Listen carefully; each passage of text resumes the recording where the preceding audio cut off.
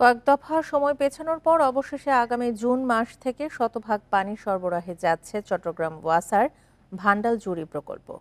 গেল ডিসেম্বরে পরীক্ষামূলক চালু করা প্রকল্পটি চূড়ান্ত উৎপাদনে গেলে 10,000 গ্রাহকের পাশাপাশি পানি সরবরাহ হবে বিভিন্ন কলকারখানায়।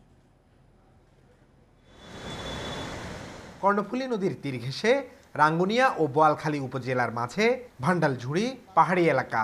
নদীর তীর ও পাহাড়ের পাদদেশে 41.26 একর জায়গা নিয়ে গড়ে তোলা হয়েছে দৃষ্টিনন্দন ভান্ডাল ঝুড়ি পানি শোধনাগার। 2016 সালে প্রকল্পটি নির্মাণে ব্যয় ধরা হয়েছিল 1036 কোটি টাকা। 2020 সালের সেপ্টেম্বরে কাজ শেষ হওয়ার কথা থাকলেও ভূমি জটিলতায় তা শুরু হয় 2019 সালের সেপ্টেম্বরে।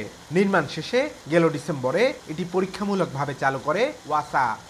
আমাদের যে ক্যাপাসিটি আছে সেই ক্যাপাসিটি অনুসারে আমরা সবগুলো পানি আমরা দিয়েছি। আমাদের গ্রাহক পর্যায়ে যে কোনো জায়গায় সরবরাহ লাইনগুলো চালু হলে এখন পানি দেওয়ার জন্য আমরা প্রস্তুত।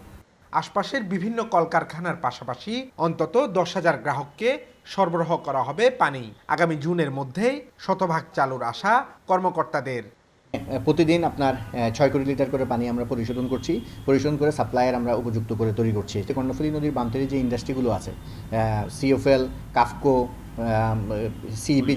কোরিয়ান ইপিজেড, বোয়ালখালী, কর্ণফুলী এবং আনোয়ারা এবং পটিয়ার যে উপজেলার যে গ্রাহকগণ আছেন, তো ওনাদেরকে আমরা ওনাদের মাঝে পানিটা বিতরণ করব।